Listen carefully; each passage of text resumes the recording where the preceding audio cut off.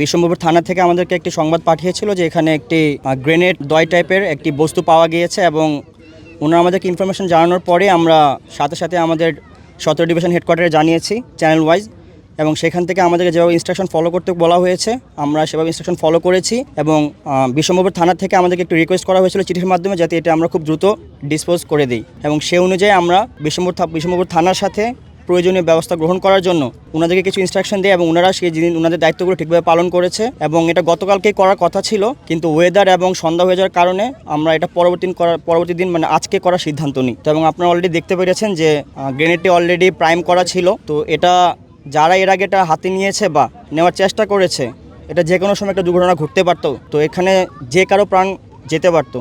তো এটার জন্য এলাকাবাসীকেও অসংখ্য ধন্যবাদ এবং বিশ্বম্ভরপুর থানাকেও অসংখ্য ধন্যবাদ। তারা আমাদের সাথে যথাসময়ে যোগাযোগ করেছে এবং আমরা এটি অলরেডি বিস্ফোরণ করতে সক্ষম হয়েছি। এই ঈদে জামা জুতো অ্যাক্সেসরিজের ডিসকাউন্ট। আশা করি এখন আর কোনো বিপদ সংকেতের মধ্যে এওয়ার বা এলাকা নেই। এটা আমরা যতটুকু দেখেছি, এটা মডেলটা হলো K36 অথবা M36।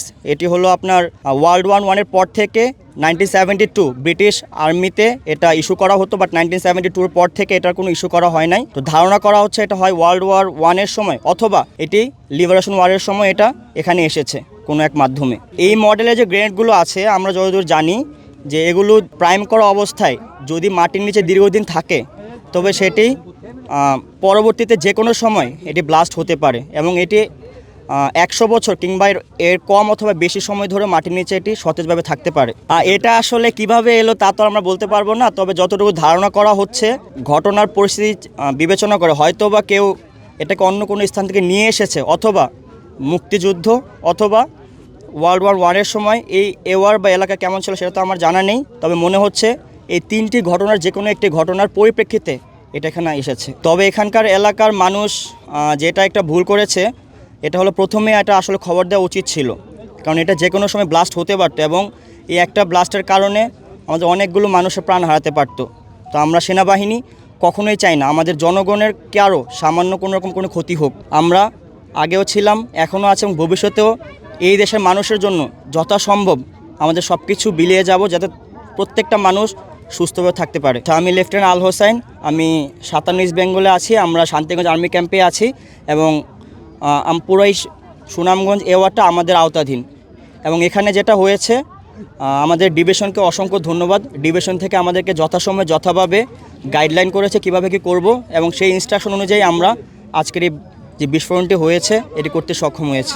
11:30-12টার দিকে আমি একটা মোবাইল ফোনের মাধ্যমে জানতে পারি যে বিশ্বম্ভরপুর থানাধীন 1 নং শুল্কবাদী ইউনিভার্সিটি চালবন শাকিনে সাব্বিরের মরিচ খেতে একটা ড্যানের সদৃশ্য একটা বস্তু দেখা যায়। পরবর্তীতে আমাকে ফোন দেওয়ার পরে আমি সাথে সাথে SI মতিয়ার সহ সঙ্গীয় ফোর্স আমি ওইখানে প্রেরণ করি। ওনারা ঘটনাস্থলে আসেন, সাদৃশ্য বস্তুটি দেখতে পেয়ে আমাকে অবহিত করে। পরবর্তীতে এটা নিষ্পত্তির জন্য আমি আমার ঊর্ধ্বতন কর্তৃপক্ষকে জানাই। ঊর্ধ্বতন কর্তৃপক্ষের নির্দেশক্রমে পরবর্তীতে আমি আর্মি ক্যাম্প শান্তিগঞ্জ আর্মি ক্যাম্পে অধিনায়ক বরাবর একটা চিঠি দেই যে এটা নিষ্পত্তির প্রয়োজন। সেই তৎপ্রেক্ষিতে ওনারা আমাদেরকে সাথে সাথে রেসপন্স করে এবং বলে গেছেন যে বৈরী আবহাওয়া অথবা সন্ধ্যা হয়ে যাওয়ার কারণে গতকালকে এটা করা সম্ভব হয় নাই। আজকে ওনারা এসেছেন এবং এটা ডিসপোজাল করেছেন এবং এটা বিস্ফোরিত হয়েছে।